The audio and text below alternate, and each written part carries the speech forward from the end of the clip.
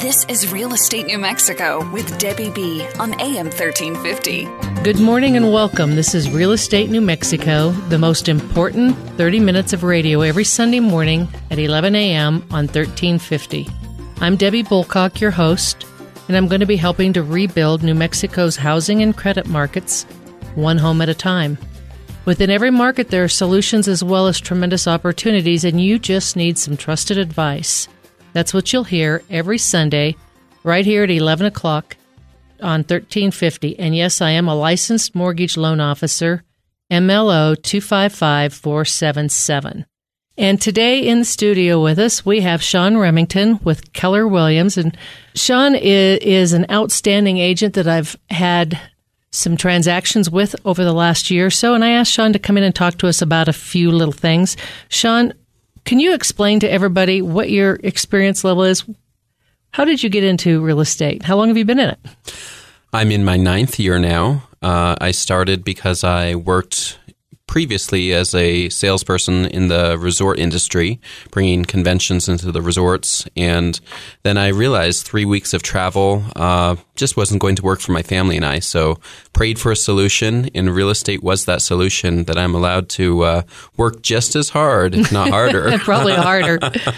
But at least I can come home to my own home, not a hotel, each night, and be a family man. So July of 2004, I was licensed, and in 2005, I made a lot of sacrifices like anybody who starts a new business does. Yes. And very proud that that year I broke the record for our marketplace, doing $11.3 million in sales as a rookie agent.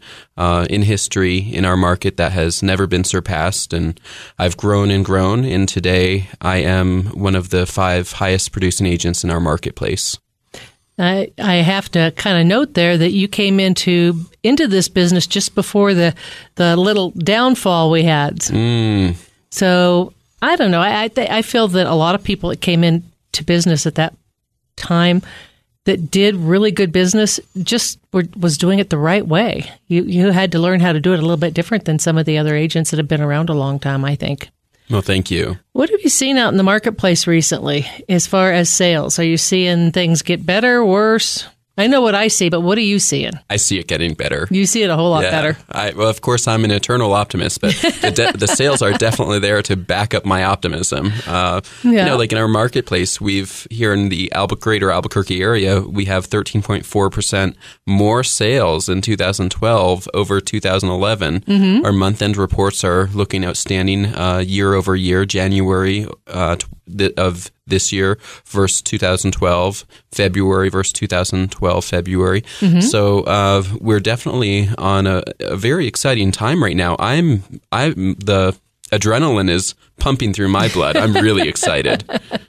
Well, one of the reasons why I asked you to come in, Sean, a little bit different than some of our other guests, I have a lot of buyer's agents that I've had come in, and actually you do a lot of listings. Mm-hmm. That's my forte. You know, the last couple of years, inventory has been extremely high, and inventory has shrunk quite a bit over the last 6 months in Albuquerque. If somebody was looking at listing a house and trying to decide the best time to list a home, when would you say that would be? I think right now is no time like the present. To discuss numbers a little bit, let's go back to the height of our market. Right. Back then, you remember those days. Oh, yes. We had a 2.5 month supply of homes on the market then. Right. What that means is that if nothing else came on the market, it would take 2.5 months for everything to be consumed.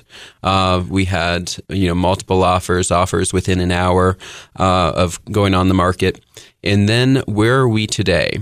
Today, we are at around 5.5 months of supply available. So certainly better than the 8 to 9 months when we had a strong buyer's market. We're trending towards a very exciting place. I don't think that it will reach 2.5 months. In fact, I certainly hope it doesn't, because that was a little bit crazy, wasn't that? It was hard to find enough buyers to purchase homes. It was. But the truth is that the good homes, the good ones, go quickly right now. And you could look at the market as an overall, with a hatchet and say, oh, it's whatever your impression, it's a buyer's market, it's a seller's market.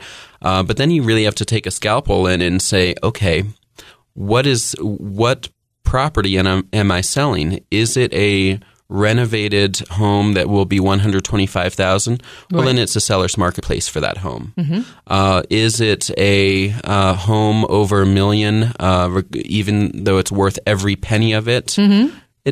You still may run into a more level market. And I say level, I may have surprised you. You may have thought I'd say a buyer's market, but we had 27 home sales over $1 million in our market last year, as opposed to during the slowest slow year, we had 3. Yeah, last year picked up quite a bit in the higher end market.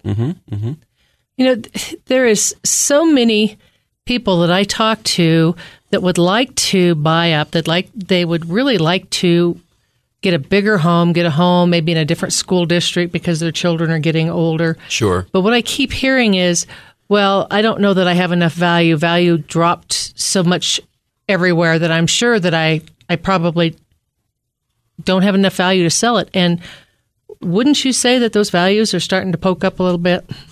They are. And there's a big picture mentality that I show my customers. If you're moving up, let's say you're selling your home for, and I'm going to make up numbers. Sure. You're selling your $200,000 home and you want to buy a $250,000, a $300,000 home.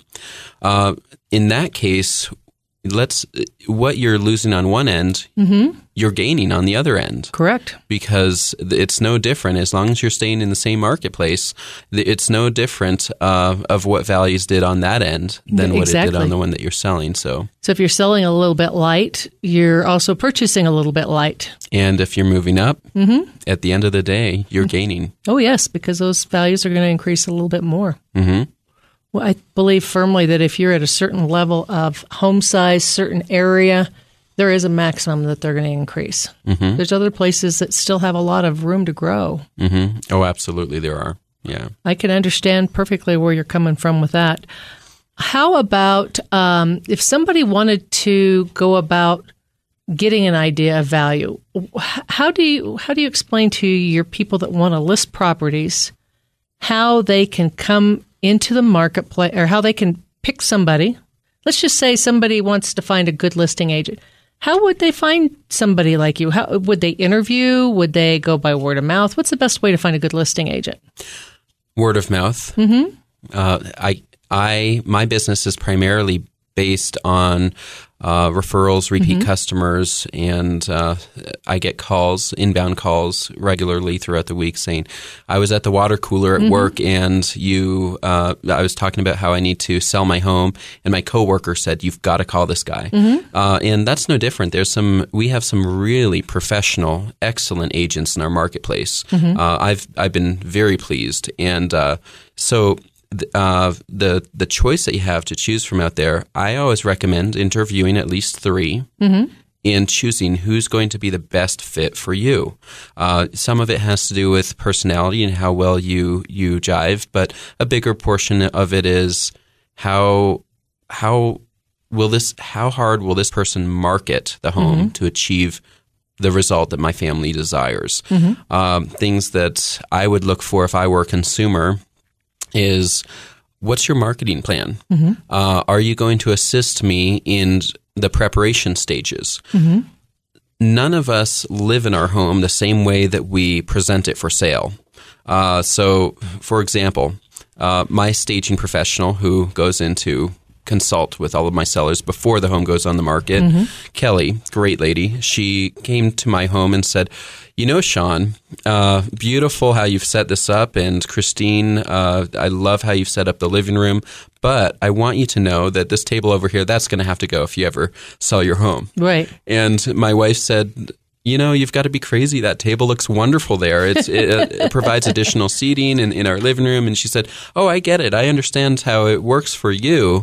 But think, if you were going on the market, you have to appeal to the masses. And I thought to myself, She's right. Mm-hmm. It took me a while to get over myself, but I thought, she is right. So it's important to bring an expert in that field in because we are objective. Mm-hmm. Even myself, who sells homes every day, I cannot see it from an outsider's perspective because I see it every day. Right. So how is this professional going to help me prepare my home for sale? Mm-hmm. Next is pricing. Mm-hmm. How do you price your home? Your professional agent who you interview should be able to give you a very broad perspective of what's happening in the market in your neighborhood. Let's say that I'm in Kachina Hills. Mm-hmm. I don't want to know just because my home is 1,400 square feet. I don't want to know just everything 1,200 to 1,600 square feet because you know what? What if a 2,400 square foot home were on the market for the same price that I was thinking of putting my home at? Right. It only takes one pin to pop a balloon, and I understand that. Yeah, you followed that very quickly. So, what's going on as a broad market picture in the entire marketplace, and then how would I fit into this? Mm-hmm. My home. How would my home fit into this to attract someone to buy it quickly? And then there's other negotiation, track record, history, marketing, photography, virtual tours. What tools is this agent going to do to implement to get me the result that I want? Mm-hmm. Home sold for the most amount of money, least amount of time. Yeah, I know good and well. That's when everything's done and said, the most important thing is to sell the house in the time frame desired, as close to the value as you can get, without a doubt. Now, I talk so much about presentation because I believe that that's an area that I am separate from the pack because I really specialize, I really focus so much on that. I remember in the heat of the market that we were talking when we'll say 05, 06, right. Start of 07. Okay, in those years when the market was crazy, I remember an agent asking me, Sean, why do you waste your money staging a home? It's going to sell in 2 weeks anyway. And I said, well, I put my clients first, and I think about it this way. Yes, so what? If I have paid extra money to have my, my inventory moved over there and my staff move it and set it up and primp it and make it perfect, who cares if the home sold for $10,000 more? Mm-hmm. That affected the life of my seller because we went on the market strong and we demanded presence, demanded more attention, and that brought us a higher end sales price. So I was already doing those things even though they weren't as needed. And then the market shifted. Right. And big time. A lot of sellers were looking for they needed that extra push, that extra marketing help to really outshine the competition because I heard the word used, a glut of homes available. How do you stand out from the pack? And it's equally as important, I believe, whether you're in a buyer's marketplace or a seller's marketplace, to get your presentation up to snuff. Regardless of what the marketplace is doing, it will help you sell your home for more money. Mm-hmm. I'm sitting here thinking how many people out there listening to us right now are going, I sold my home over these last couple of years. And I don't remember my agent ever talking to me about staging it. I mean, I can just hear all that going on right now. Well, I know many different agents have different strategies. Yes, they do. And, what separates them from the pack. And that's an important thing to ask in the interview. Why should I market my home with you? Yeah. What separates you? I love all of the agents I'm meeting. They're all wonderful, great, good people. What do you bring to the table to separate yourself from the other agents? Something different.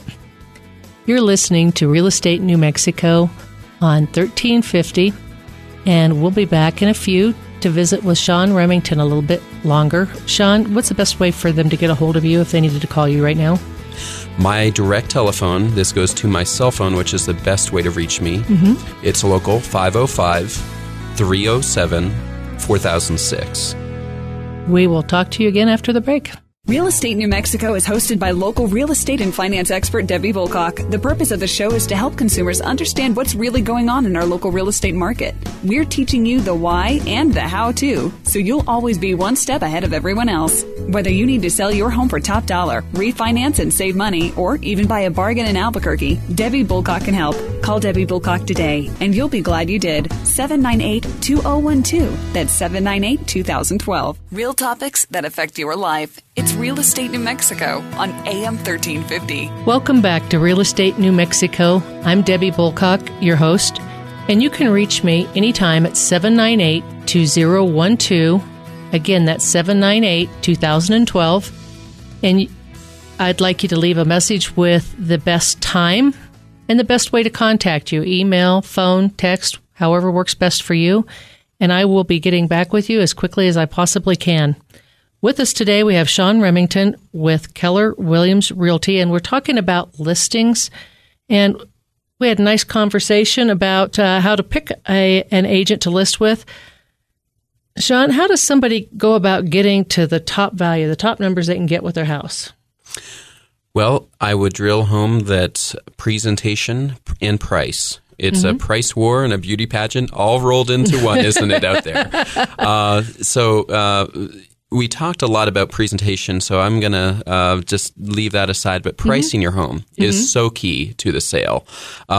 Now, your agent will be able to professionally advise you based on your goals. Your motivation has a lot to do with the price in some cases. For example, I had a gentleman I met with, and I said, sir, I recommend 1.1 is the price for your home. That is the price that it would be valued at if an appraiser came through tomorrow. Right. And he said, Sean, money is not everything to me. I have some other priorities in my life. I want this home sold within a week. And if you can please put it out to your networking groups that if somebody brings me an offer for $750, I will sell this home. Well, you can imagine that home was sold in a week. Yeah, it was. Now that's an extreme price range, but that plays in every price point. Let's say that if you had a $175,000 home and your motivation, you wanted to move on to North Carolina, perhaps your significant other's already living there, your family is separated, it's putting a lot of strain on you. Okay, your home, your agent is recommending 175. That's where everyone else is playing on the market. You're going to be like everybody else. What's going to give you that edge? Price. So pricing will really help you achieve your goals a lot faster. Maybe your goal is I don't care if it takes 9 months to sell. I have time. I'm not in any hurry. And I hear that a lot. What I try to train my customers to understand is that statistically, a home that sells faster sells for more money, and it's so important to nail the right price initially. Because if you think I've got plenty of time, I'll see if anyone will pay $190. I'll enter the market there, and it doesn't happen. What ends up happening is you end up having the home on the market, and on the 8th month on the market, someone comes along and says, "You know what? It's a perfect home for me." I wonder how desperate they are. And they offer $150,000. Right. Less than you could have sold it for if you'd priced it right to start with. Exactly. And time is money. In some cases, paying a mortgage on a vacant home while you're paying rent in North Carolina or wherever else your destination is. Some of my customers have landscaping contracts that they're paying to maintain their home and cleaning crews and lawn care. So there's a bigger picture to look at when pricing your home. I don't know if you're aware of this, but lenders tend to look a little bit more critically at a home that's been on the market a long time. That's another key point, too. I mean, we don't know what the price range is particularly in that area. And if a home's on the market for 6 months, we're wondering what's wrong that area or that home isn't selling quite as quickly as it should. Would you say that affects the appraised value? It doesn't affect the appraised value per se, but it sure does make you wonder. I mean, a lender's looking at whether or not we want to have this home in our portfolio if you don't make the payments. Well, if it didn't sell for 6 months, why? Was it just overpriced? And the appraisal kind of lines that out. It'll actually tell us what it started at, and if we see it dropping in price quite a bit, we know was overpriced to start with. But if it doesn't, makes us wonder. Now, I always have laughed. I think a house, if it's priced right, will sell very quickly. Or if it's a little bit nicer and priced right, it's going to sell even faster. So I'm sure that the services you're talking about staging a home, making sure it's in top condition when you go to sell it, that house might not be worth $2,000 more, but I'd pay $2,000 more if it was in better shape. Turning the tables to turn it into a question, when you and Bob relocated from San Pedro Creek and purchased your dream home, what was it about your home that you loved? The one that we bought? Location, number one, but the home was in pristine condition. It was very, very nice. So you're looking for the best value the best home. And your home was turnkey and move-in ready. Yes. Presentation. The seller worked to get that home ready for sale, wouldn't you say? Oh, yes. Okay. There's no doubt about it. And if that home were on the market and it's the exact identical home were on the market a few streets away from it, but this home that you ended up buying were priced $5,000 less and presented stronger, what do you think you'd do? Boy, that would be a tough one. I mean, if it's cheaper and it looks better, I think I'd probably go with the cheaper. That's the ingredients that buyers are looking for. They want the best value for their money. Well, sure they do. It's amazing to me how a little bit of money to get the home ready for sale will go a long way in what you're able to deposit into the bank at the end of the closing. Right. I mean, I look at when we bought ours, she'd had it professionally painted inside. Not colors I liked, but attractive, if you know what I mean. Very, very fresh, modern. Probably one of the first things I did was paint it different colors, but at the same time, it was striking. Absolutely. New patio. They'd redone the patio, did a lot of work to make it look attractive. And it probably didn't cost them a lot, and it was a good value. So... yeah, I understand perfectly. Yeah, well, that's what we as listing brokers aim to coach our clients to get that home presented just as the one that you purchased it. Those are the ingredients to sell, to price it and present it strong. So if I was wanting to sell my house right now and I found 3 agents I wanted to interview and I had them all bring in some paperwork, how does a person that only buys and sells maybe 3 houses in their lifetime, how do they view a net out? How can they look and compare all this paperwork an agent brings into them and know who's giving them the best value? Well, you said the word net out. That's key number 1 is that they even have one that they share with you. Okay, Debbie, you and Bob want to move. You expect based on my analysis, we expect that this home will sell for X amount of dollars. And I'm going to make up a number. Sure. This home will sell for $150,000. What's more important to you is how much you're walking away from the closing table with. Right. Now, each agent... They may do the estimate slightly different. One may say, oh, an appraisal's $450. The next one says, oh, it's $475. So it's going to give you an estimate of how much you'll be able to realize after the sale. And it breaks it out line by line to say, as an education, okay, there's title insurance, there's commissions, there are an estimate for repairs. This is how much a septic inspection, a termite inspection will cost. Prorated taxes, how much are those? So it's an education process so that you know what you're getting into on the front end. When you accept an offer, you then know what can you accept, what can you afford to accept.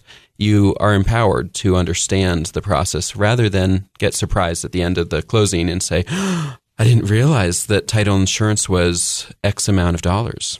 You know, it's funny. I have people come in all the time that are buying a new home. They're selling their home. One of the questions we ask is, what are you going to get out of the sale of your home? Most of them say, I don't know yet. Wow. They've signed a contract. Their house is sold. They're going to need some of that money to close. and we're 2 weeks away from that home closing, and they don't know yet. And to me, that is amazing. That's amazing to me. I have to call their agent and say, what are they going to net? And a portion of them say, I don't know yet. I haven't seen the HUD. Huh. Well. Isn't that scary? You're speechless. I'm speechless. That's not a way that I would happens do all business. The time. Wow. Happens all the time. Wow. We just have to kind of, because we have to know that they have enough money to close and that they're going to make enough money. And if I do a rough figure and I throw in, it's going to cost them 8%, mm-hmm. and there's not enough money there to close, then it's kind of like Houston, we might have a problem here. Mm-hmm. We need to get a little bit narrower on these numbers. Well, in my opinion, I don't think it's rocket science to understand, how important it is to snap that puzzle piece together. How much will I realize from the sale to be able to take with me to my new life, whatever that new life is, another home in the market, mm-hmm. Moving to Houston, moving to Seattle, whatever that next piece is, you need to know how much you're taking with you, don't you? You do, and like I said, I can see that you're a little speechless. There's a little bit of difference between using your Aunt Sarah's cousin for a realtor because you know that she'll do a good job for you, or hiring a professional listing agent that knows how to market and sell your property properly. I just always have to laugh about that. Wow.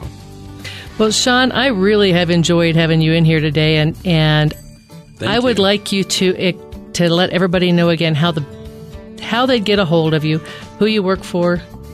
Oh, thank you. This has been a lot of fun. Thank you for this opportunity, and I certainly hope that I've brought some value and some things to think about to the listeners. My name is Sean Remington, and I am with Keller Williams Realty.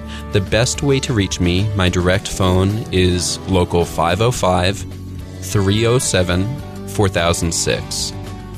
Thank you so much for coming in, Sean. This is Debbie Bulcock, and you can reach me at any time on my direct line, 798-2012. That's 798-2012. Thank you very much.